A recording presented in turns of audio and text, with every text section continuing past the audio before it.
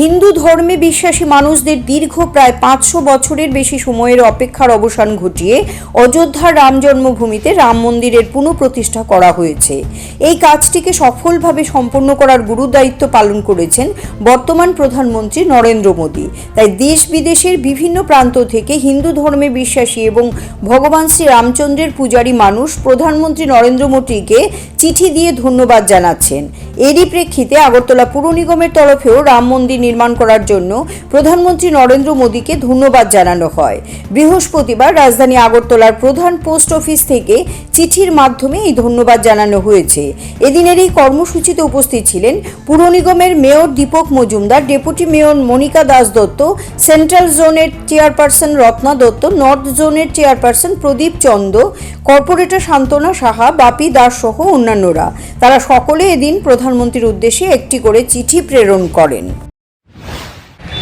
আপনারা সবাই অবগত আছেন, গত 22 জানুয়ারি দীর্ঘ 500 বছরে যারা ভারতবাসী সারা বিশ্বের প্রত্যাশা ছিল ভগবান ব্যক্তিদের যে অযোধ্যায় রামলালা কবে ওনার গৃহে প্রবেশ করবেন, ওনার প্রাণ প্রতিষ্ঠা হবে, সেই উদ্দেশ্যে গত 22 জানুয়ারি আমাদের যশস্বী প্রধানমন্ত্রী নরেন্দ্র মোদীজির সুযোগ্য নেতৃত্বে সুন্দর ব্যবস্থাপনায় 500 বছরের যে প্রত্যাশা ছিল ভারতবাসী সেটা পূরণ করেছেন।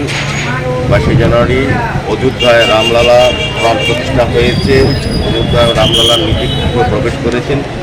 সেই উপলক্ষে সারা দেশের সঙ্গে, সারা বিশ্বের সঙ্গে, সারা রাজ্যের সঙ্গে আগরতলা পৌর নিগমের আমরা যারা কর্পোরেটররা আছি তারা প্রধানমন্ত্রীকে এই ধন্যবাদ জ্ঞাপন করে আজকে আমরা চিঠি প্রেরণ করছি। এর আগেও আমাদের আগরতলা পৌর নিগমের কর্পোরেশন থেকে, কাউন্সিল থেকে আমরা সকলে মিলে আমরা ধন্যবাদ জানিয়েছিলাম। আজকে আমাদের প্রত্যেকটি ওয়ার্ডে আমাদের 56 জন কর্পোরেটর নিজেরা ব্যক্তিগতভাবে স্বাক্ষর করে প্রধানমন্ত্রীর উদ্দেশ্যে চিঠি প্রেরণ করেছেন, ধন্যবাদ জ্ঞাপন চিঠি দিয়েছে।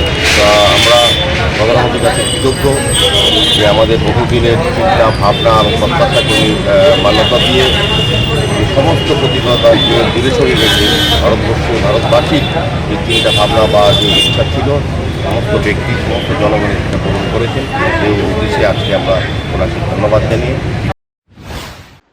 CRI TV channel